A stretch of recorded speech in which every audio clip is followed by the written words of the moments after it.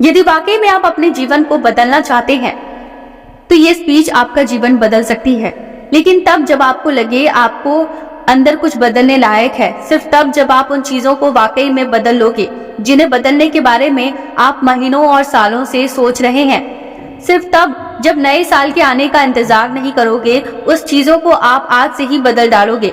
आप हर दिन इंतजार करते हो कोई ना कोई आएगा और आपके ऊपर जादू की छड़ी चलाएगा और आपका पूरा का पूरा जीवन बदल जाएगा। क्या वाकई में आपको ऐसा लगता है कि ऐसा होगा, या सिर्फ बहानों के तले अपने जीवन को दबाए चले जा रहे हो? पहले लेट उठने का बहाना बनाया, उसके बाद बहाना बनाया पढ़ाई ना करने का, और उसके बाद अब कह रहे हो कि यदि आपकी कोई मदद कर देता तो आप कहीं और होते। याद रखना, मूर्खों की लिस्ट में सिर्फ और सिर्फ समस्याएं होती हैं और समझदार की लिस्ट में उन समस्याओं का समाधान। आपको सिर्फ ये क्यों लगता है कि सिर्फ आपके ही जीवन में समस्या चल रही है, बाकी किसी और के जीवन में कोई समस्या नहीं है? अरे थोड़ा बाहर निकल कर तो देखो उन लोगों को जिनके पास सोने के लिए घर नहीं है, वो रोड पर सो रहे हैं। उनके पास ओढ़ने के लिए कंबल नहीं है, वो ठंड में ठिठुर रहे हैं। अरे उन लोगों को देखिए जिनके पास पैर नहीं है, आंखें नहीं है, हाथ नहीं है। ईश्वर ने तो आपको सब कुछ दिया है, लेकिन उसके बाद भी अभी तक आप सिर्फ सोचते ही चले जा रहे हैं। बॉडी सबको अच्छी चाहिए, लेकिन जिम कोई नहीं जाना चाहता क्योंकि उसमें तकलीफ होती है ना। आपको सिर्फ उस तकलीफ से तकलीफ है। आप बिना किसी तकलीफ के अपने जीवन में आगे बढ़ना चाहते हैं। अरे चाहते तो स्टीव जॉब्स भी बहाना बना सकते थे, क्योंकि बचपन में ही उनके माता पिता ने उन्हें किसी और को गोद दे दिया था, लेकिन उन्होंने कोई बहाना नहीं बनाया और अपने जीवन में आगे बढ़े। चाहते तो वो तब भी बहाना बना सकते थे जब दुनिया की सबसे बड़ी कंपनी एप्पल का उन्होंने निर्माण किया और उसके बाद उन्हें अपनी ही कंपनी से भगा दिया गया। लेकिन वो रुके नहीं, झुके नहीं, अपने जीवन में हमेशा आगे बढ़ते रहे और उन्होंने एक नई कंपनी का निर्माण कर दिया। और चाहते तो वो तब भी बहाना बना सकते थे जब उन्हें कैंसर जैसी बड़ी बीमारी हो गई। चाहते तो वो कह सकते थे कि मुझे बहुत बड़ी बीमारी है, अब मैं काम नहीं कर सकता, लेकिन उन्होंने ऐसा नहीं किया। उन्होंने एप्पल को पूरी दुनिया की सर्वश्रेष्ठ कंपनी बनाने के लिए अपना 100% दिया। मुसीबतें हर इंसान के जीवन में आती है, लेकिन जीतता वो है नहीं है जो मुसीबतों को देखकर बैठ जाता है।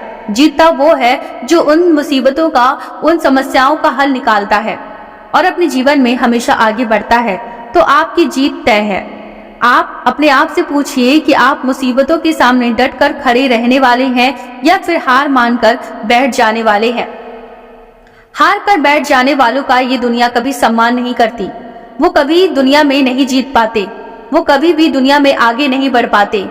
याद रखना, सिर्फ अकेले रेस में दौड़कर जीतने से अच्छा है कि 10 लोगों के साथ दौड़े और हार जाएं।